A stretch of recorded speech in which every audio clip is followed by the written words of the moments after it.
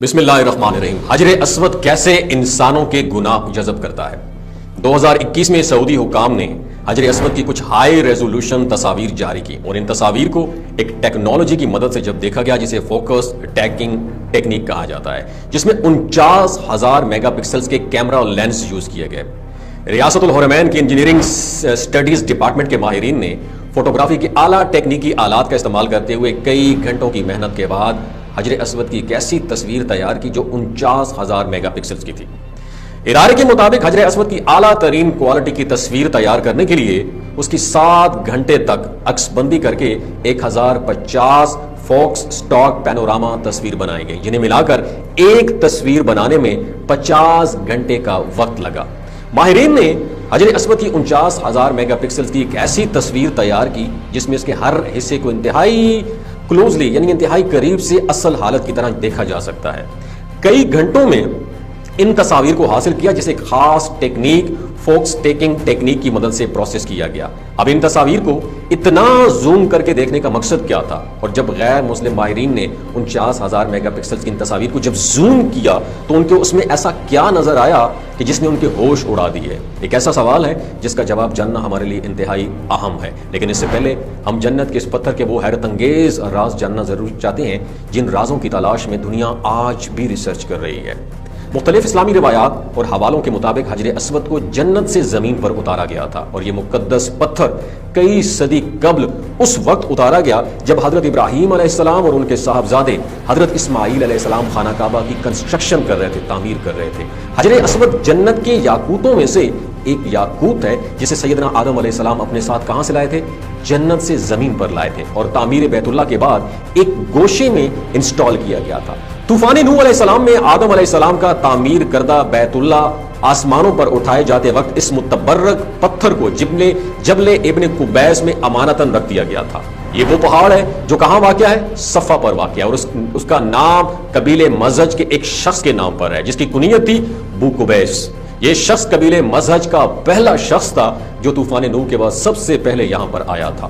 ایک معجزہ تو آپ کو یاد ہوگا نا، شق القمر میں جب کفار نے کہا کہ اگر آپ سچے ہیں تو ہمارے لیے چاند کے 2 ٹکڑے کر کے دکھائیں، جس کا آدھا حصہ ابو قبیس پر ہو اور آدھا حصہ قیقان کی پہاڑیوں پر ہو۔ رسول اللہ صلی اللہ علیہ وسلم نے ان سے پوچھا اگر میں نے ایسا کر دیا تو کیا تم مجھ پر ایمان لاؤ گے؟ تو انہوں نے کہا کہ ہاں ہم ایمان لائیں گے۔ وہ 14ویں کی رات تھی جس رات نبی کریم صلی اللہ علیہ وسلم نے اللہ سے دعا کی تو چاند کے اسی طرح 2 ٹکڑے ہو گئے، ایک ٹکڑا ابو قبیس پر تھا اور دوسرا ٹکڑا دوسری پہاڑی پر تھا۔ تاریخی کتابوں میں ذکر ہے کہ حضرت آدم علیہ السلام نے کعبہ کی جو عمارت بنائی وہ طوفان نوح تک باقی رہی، اور طوفان کے دوران اسے آسمان پر اٹھا لیا گیا تھا، یہاں تک کہ اللہ تعالیٰ نے حضرت ابراہیم علیہ السلام کو حکم دیا کہ وہ حضرت اسماعیل علیہ السلام کو ساتھ لے کر کعبہ کی عمارت تعمیر کریں، کنسٹرکشن دوبارہ کریں، اور جگہ کی انڈیکیشن اس طرح نشاندہی اس طرح فرمائی کہ اللہ تعالیٰ نے بادل کا ایک ٹکڑا بھیجا تاکہ اس کے سائے سے کعبہ کی جو حد ہے وہ مقرر کر لی جائے۔ پھر حضرت ابراہیم علیہ السلام نے اس حد تک ڈگنگ زمین کھود دی اور حضرت آدم علیہ السلام کی بنائی ہوئی عمارت کی بنیاد ظاہر ہو گئی۔ پھر اسی بنیاد پر آپ علیہ السلام نے عمارت کی جو تعمیر ہے، کنسٹرکشن ہے، دوبارہ شروع فرمائی۔ چنانچہ حضرت اسماعیل علیہ السلام پتھر لاتے اور آپ علیہ السلام ان پتھروں کو گارے سے جوڑ کر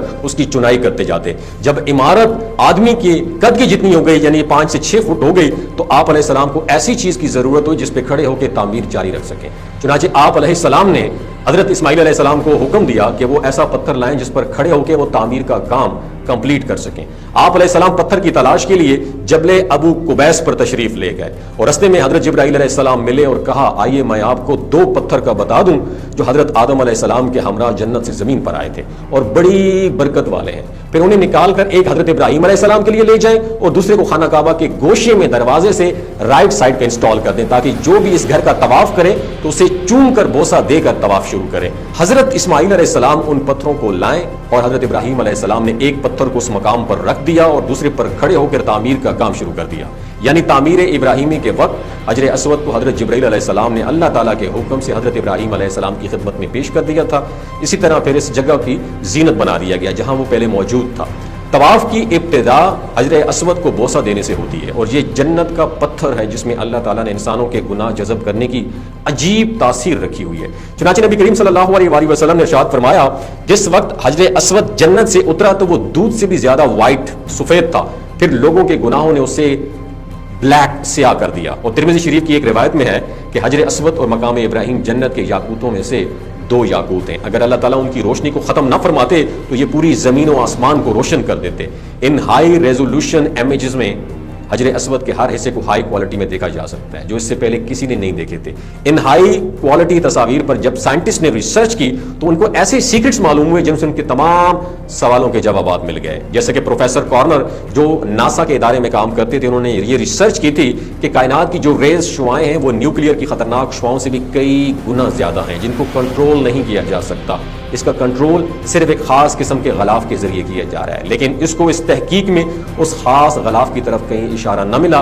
پھر جب اس نے قرآن کی اس آیت کا ترجمہ پڑھا جس میں اللہ تعالیٰ کا ارشاد ہے، اور اگر ہم ان کے لیے آسمان میں کوئی دروازہ کھول دیتے ہیں تاکہ اس دن میں اس میں وہ پھر دوبارہ چڑھ جاتے ہیں، جب بھی وہ یہ کہتے ہیں کہ ہماری نگاہ کو بند کر دیا گیا ہے بلکہ ہم ایسی قوم ہیں جن پر جادو کیا ہوا ہے. اس آیت میں اشارہ اس طرف ہے کہ ہم نے ایسی طاقتوں کو کنٹرول کیا ہوا ہے. تو وہ پروفیسر اس آیت کو جاننے کے بعد مسلمان ہو گئے کیونکہ اس کو اپنے ظن پر دلیل مل چکی تھی. اسی دوران اس نے حجر اسود کے اوپر ریسرچ کی اور بتایا کہ یہ دنیا کے پتھروں میں سے کوئی پتھر نہیں ہے، اور یہ اپنی طرف دیکھنے والے اور اسے ٹچ کرنے والے ہر ایک کا نام ڈیٹا اپنے پاس سیو کر لیتا ہے. اور سائنس کے اس ریسرچ کی طرف سے آج سے 1450 سال پہلے نبی کریم صلی اللہ علیہ وسلم نے اشارہ دیتے ہوئے فرمایا تھا کہ اس حجر اسود کو اپنے عمل خیر کا گواہ بنا لو، کیونکہ قیامت کے دن یہ سفارشی بن کر اللہ کے دربار میں اپنے چھونے والوں کے لیے سفارش کرے گا. اس کی 1 زبان اور 2 ہونٹ ہوں گے. دوستو یہ ویڈیو اگر آپ کو اچھی لگی ہو، انفارمیشن صدقہ جاریہ کے طور پر دوسرے مسلمانوں کے ساتھ ضرور شیئر کیجئے. اپنا اور اپنے ساتھ جڑے رشتوں کا خیال